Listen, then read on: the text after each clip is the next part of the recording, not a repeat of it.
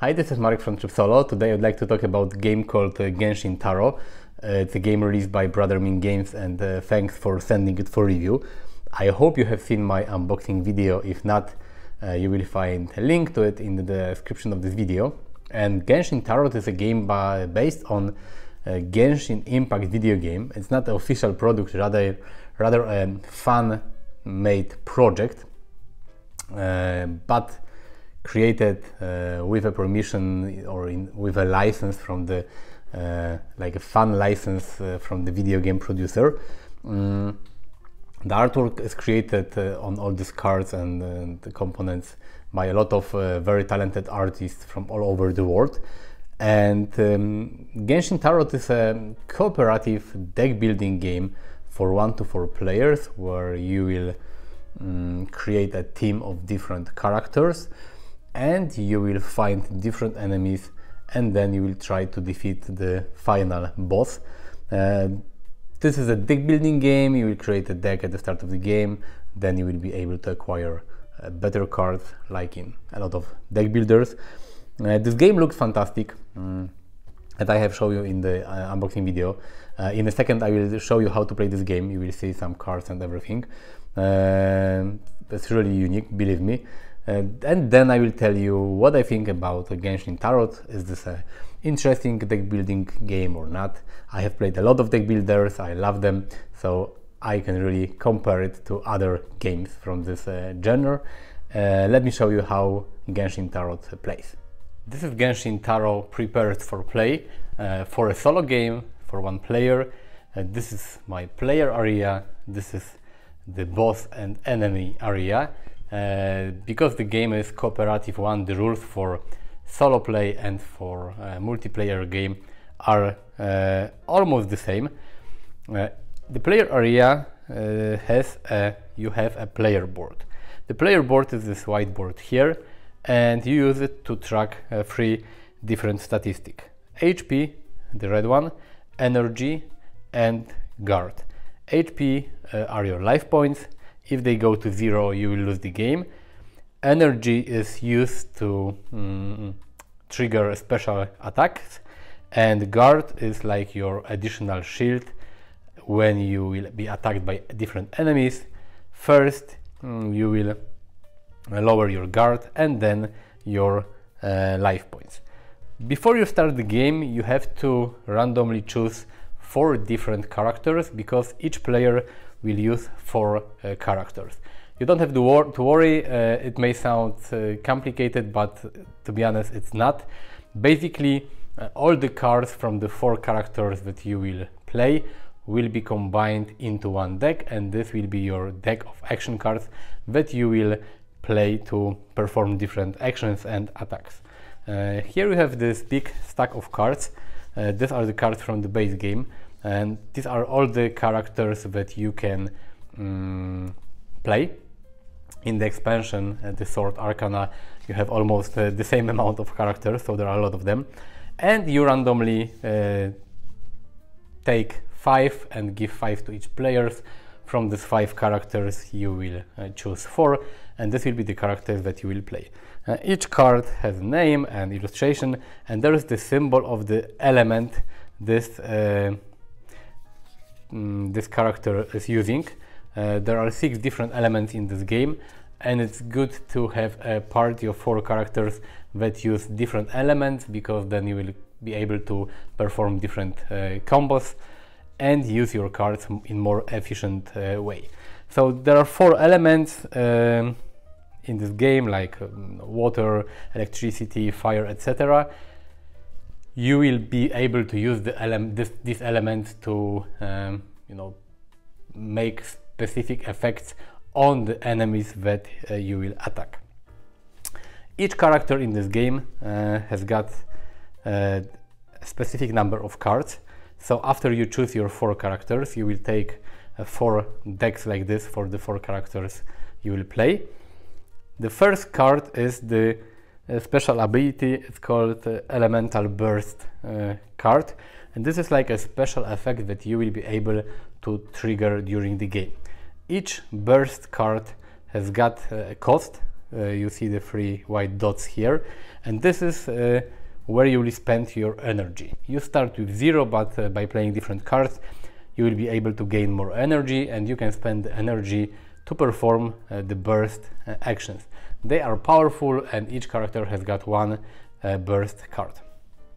There is a place above the player board for the 4 burst cards of the 4 characters that you will be using in the game.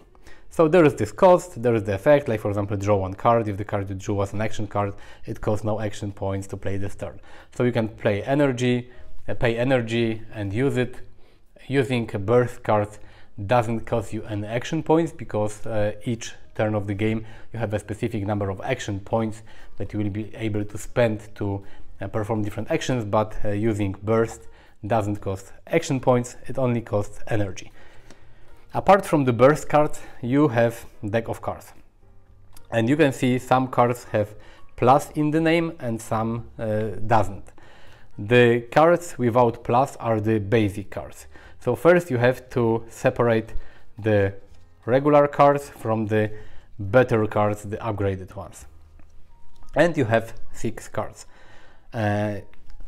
Basically each character has got 2 different cards, 3 cards of every type of the normal cards. This is like a normal attack, and this is like a cryo skill, so elemental skill.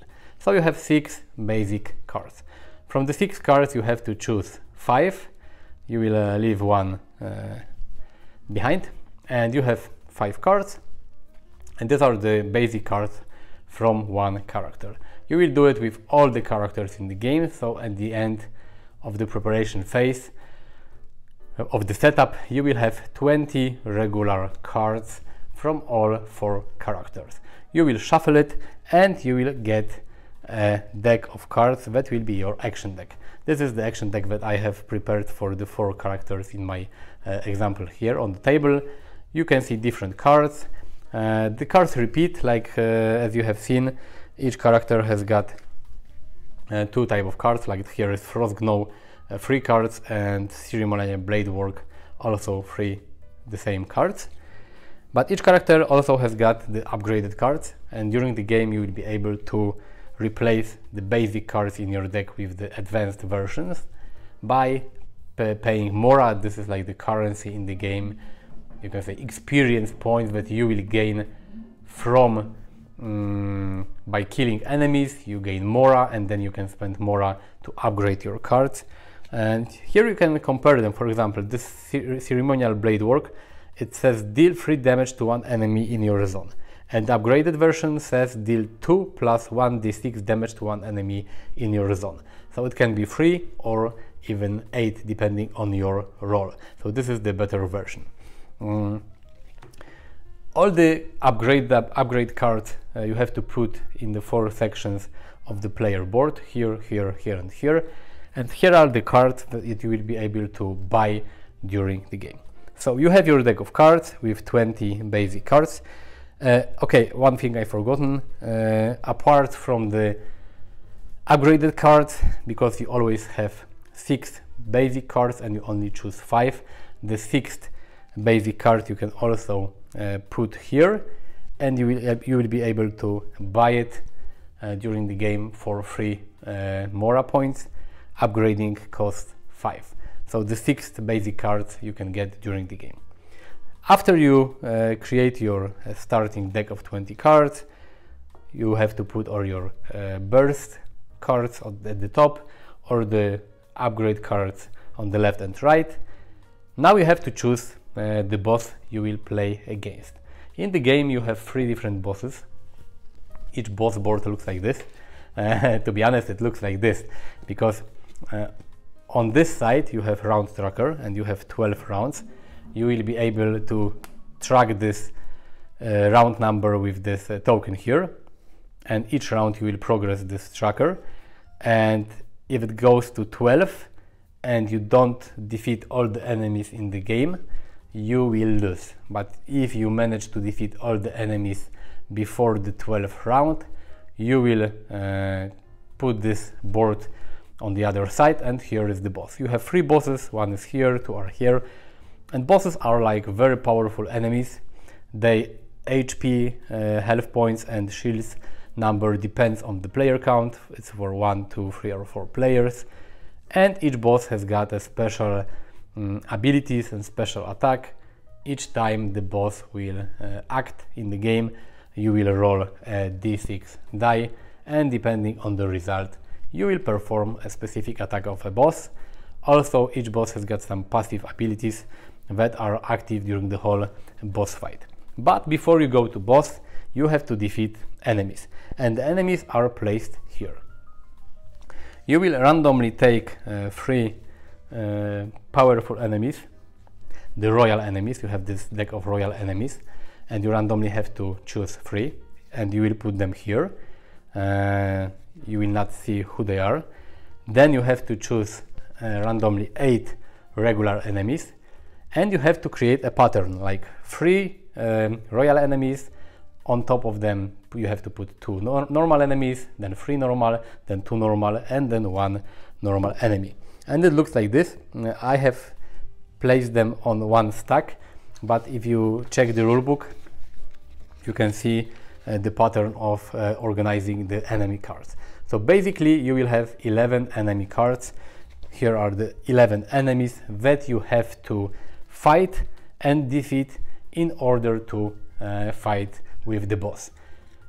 If you manage to defeat all the enemies before the 12th round of the game, you will fight the boss. If not, you will lose the game. If your HP goes to 0, you will also lose the game.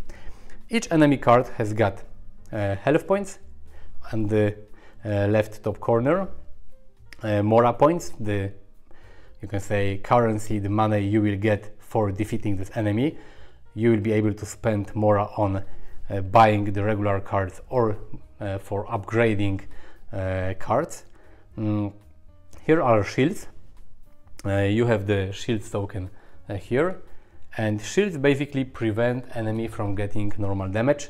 If an enemy has got some shields, only piercing damage will damage this enemy, or you will be able to, you know, remove. You will have to first remove the shields to perform any damage.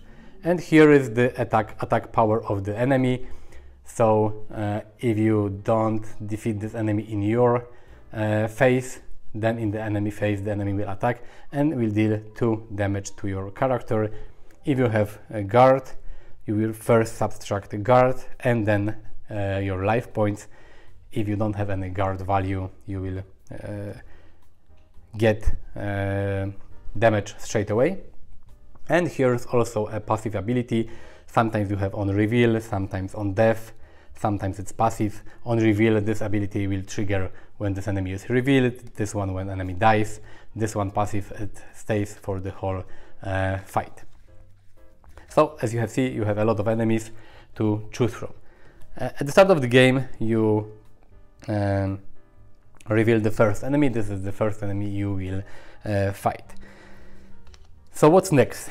On this round tracker here, you also have this ley line cards, and they are like a special effect cards that will be revealed at specific rounds.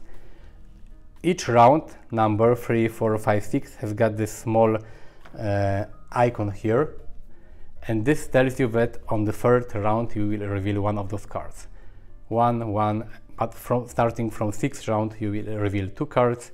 Starting from 9th round you will reveal 3 cards. And these ley line cards, they have different effects. Sometimes the effects are positive for you, sometimes they are negative.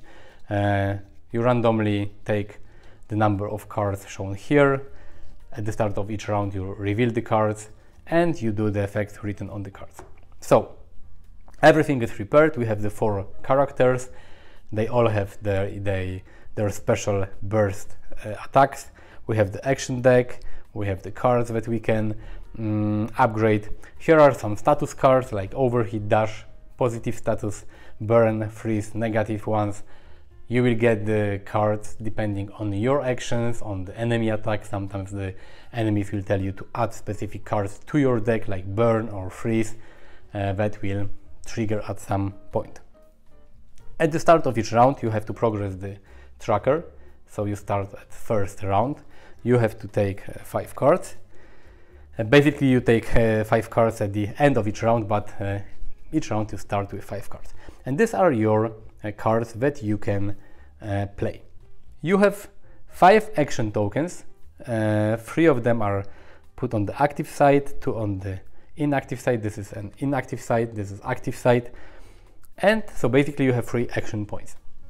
Each action card has got a number of action points required to use this card written here. So this card, Sparkling Scatter, it will cost 1 action point.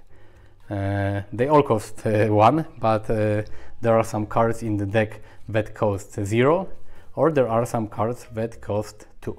So the number of action points needed to use an action is different for each card. So if you want to use a card, for example this one, you will have to pay 1 action point.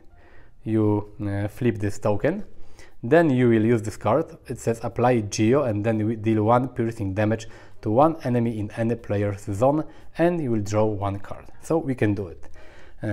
Apply Geo means applying one of the 6 elements that are available in this game. You have 6 different elements, and some action cards will tell you to apply elements to your enemy, and then you will take the corresponding token and you will place this token on the enemy. So this card said that we can apply 1 Geo element, then deal 1 piercing damage. Here we have the tokens for damage. We put 1 token here, and then we can draw 1 card. So this is our first action. Then we can do second action, and then we can do third action. Now you may wonder, what are the element token used for? And here we have this elemental reaction chart. Each time you put a second element token on an enemy card, you will trigger a special elemental reaction. And depending which token is the second one, the first one really doesn't matter. It's most important which element is the second one. You will trigger a special effect. So for example, if Geo, the one we put now, would be the second element, we will gain 2 energy and give 1 player 2 guard. Or if it will be Pyro, the red one, add 1 overheat card to your discard, the overheat status card. If it will be the blue one, gain 3 energy. So each element has got a different effect, and as I said, if you put a second element token on enemy card, you will trigger a special effect. You cannot put 2 the same tokens on enemy. So if we put the Geo token with the first action card, we cannot put a second Geo token with another card. Just simple, we wouldn't put a token. Both tokens have to be different, but the second token that you put on an enemy will trigger a special effect. Apart from the special effect, each elemental reaction will remove 1 shield token from the enemy. So one way to remove shield from the enemy is to make elemental reactions, and then you will remove 1 shield token. If the enemies have shield, normal damage will do nothing to them. For example, we have cards that deal, for example this one will deal 1 damage to 1 enemy in your zone. If the enemy has got shield, we will not wound the enemy. But for example, we have cards, this one says destroy 1 shield on 1 enemy in your zone. So different cards do different things. Piercing damage can go through the shield.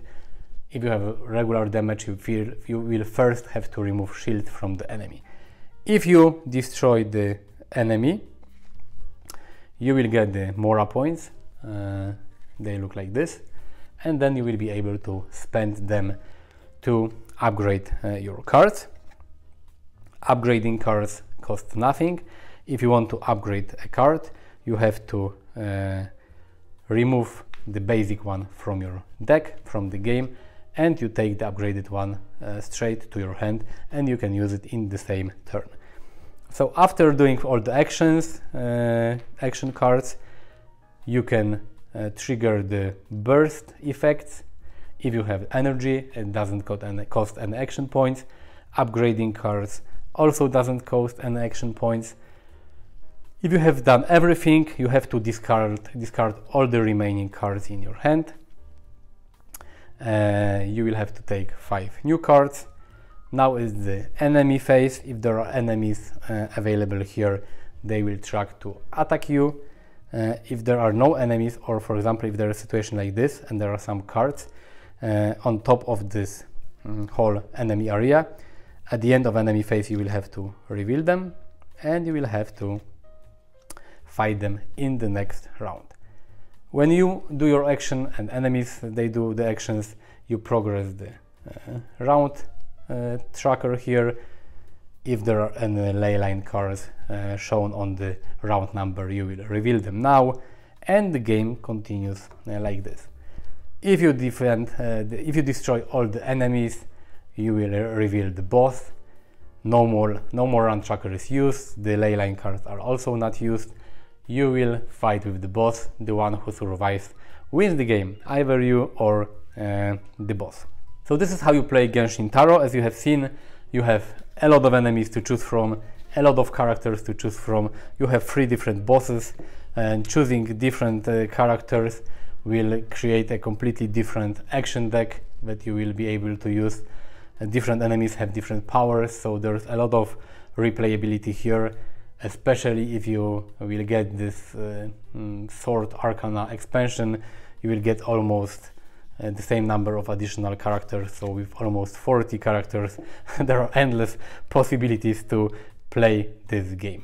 Let's go to the summary. This game is quite unique in a few ways, because basically on paper, when you read what this game is about, cooperative deck builder where you fight enemies and the boss, it sounds like a description of Eon's End board game more or less. But this game is very different mostly because of all the different characters. You have over 20 characters in this game, and each character feels really unique. My problem with other deck building games, like, I don't know, Hero Realms, Star Realms, Eon's End, Astronaut, the latest game from Eon's End creators, is that even though you have different characters that you can choose from and different characters to play with, they don't really feel different, because they start maybe with one unique card and one unique ability, but basically that's it. And then you create your deck and your character by acquiring cards from the market. So no matter who you play, you can basically end up with the same character at the end of the game.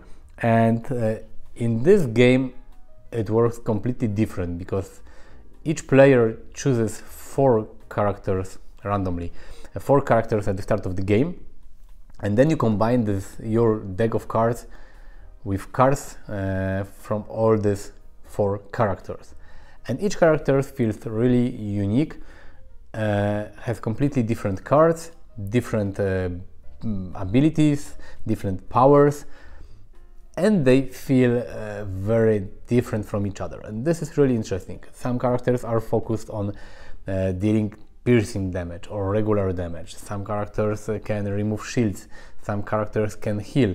Of course, with over 20 characters, some of the abilities on cards and some of the effects from cards, they are shared between different cards. Like one card deals piercing damage and adds pyro element, and the other deals piercing damage and adds cryo element. So, but overall they feel different from each other, and when you create a party of 4 characters and you mix and match the cards from all these characters, each time your deck will be different and will play different. You have a lot of enemies, regular enemies and the royal enemies. You have 3 bosses, of course. 3 bosses is not a really huge number, but each boss has different attacks and different skills. This is really cool, and this is really what I like about this game. But you create different starting deck with different 4 characters. Each of the characters plays differently and feels unique. And of course you can acquire cards during the game, and you can modify your deck during the game, but the cards that you will acquire also come not from a common shared market of cards, but from upgrade cards of each characters in your party.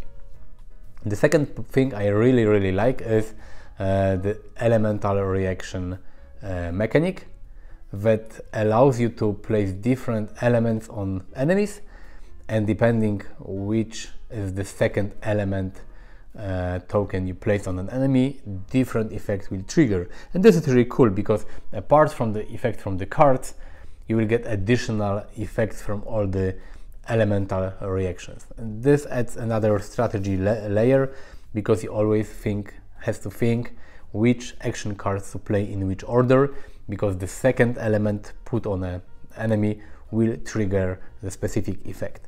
The shields mechanic is cool, that you only can deal piercing damage if an enemy has got shield. You have to remove the shields. One way to remove the shields is to trigger the elemental reactions. This game has a lot of unique ideas in a deck building game. For me, I really like deck building games, and I don't mind that most of them feel in a way the same, because I like the idea that you start with a basic deck and then you get new cards.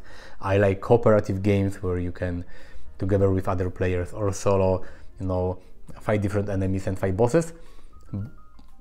If the other deck building games are, feel similar, I don't really mind.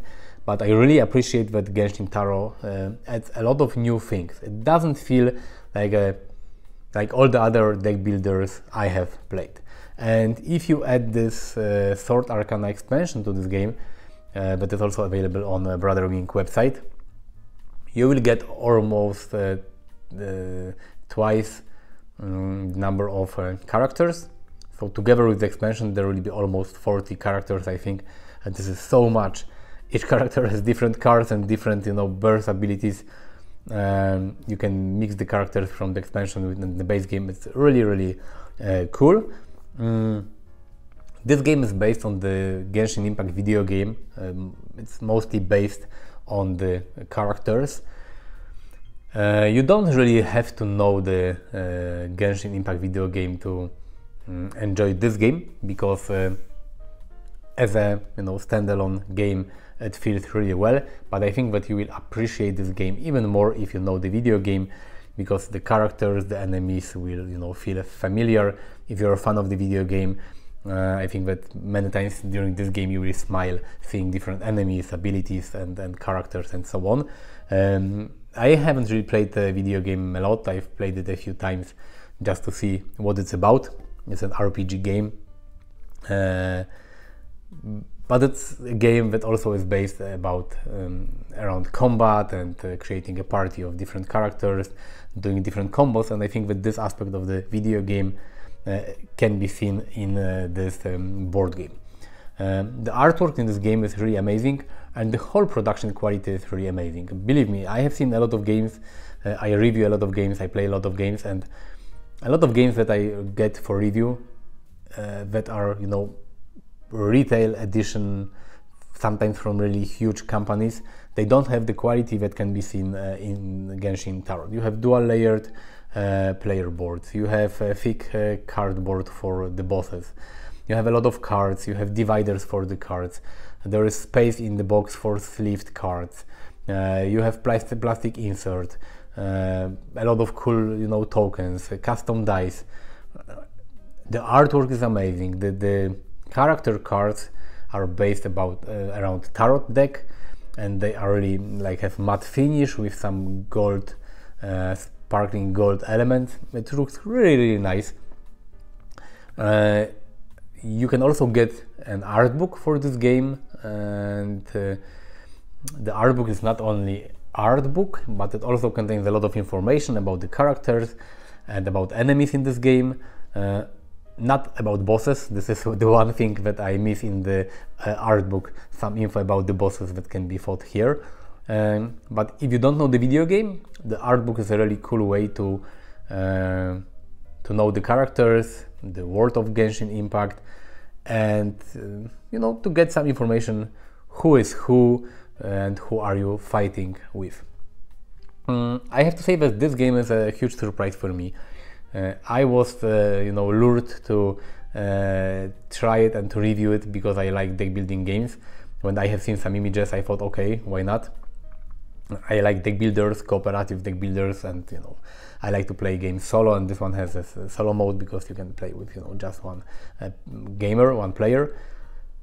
So I thought, why not? But I have to say, this is one of the most unique and interesting deck builders I have played in a long time, and it's amazing. I really hope that this game will be a huge success for Brother Ming Games, that they will be able to create another Arcana expansions with more characters, but I hope that they will also be able to create some bigger expansion with new bosses and with new enemies, because I wish that this game will follow the, you know, steps of Eon's End, where you have new boxes with new characters and new enemies and new bosses that can be played together and mixed and, you know, enjoyed. So if you like deck building games and if you like to play solo, if you like cooperative games, I really encourage you to try this game, no matter if you are a Genshin Impact fan or not. You just have to really like deck building games and card games and beautiful artwork, then I think you'll enjoy Genshin Tarot. Thank you for watching. Visit me on Instagram, on Facebook, on Twitter. You will find links in the description in this video. You will also find the link to Brother Ming website in the description. Click the like button if you like this video. Subscribe to my channel. See you next time. Bye.